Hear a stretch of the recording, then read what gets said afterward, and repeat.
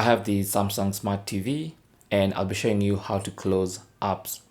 So what you want to do to close an app, instead of just going to the home screen and leaving it running in the background, what you want to do is simply long press the return button, this one right here.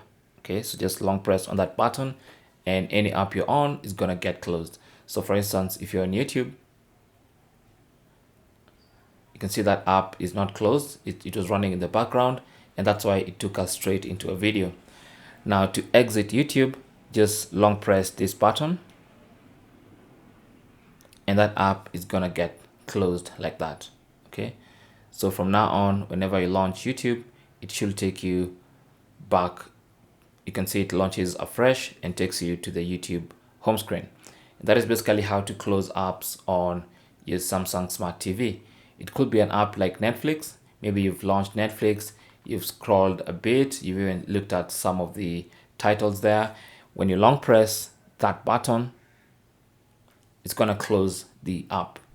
So now when you launch Netflix, it takes you, looks like Netflix doesn't do that. So for Netflix, some of the apps require you to close using the interface. So you can, if you have an app like that, for instance, Netflix, you can just go to the main menu and then go to the bottom right corner and select exit Netflix.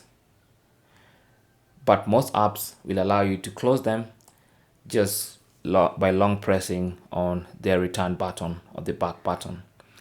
Thanks for watching. Comments and questions down below, and good luck.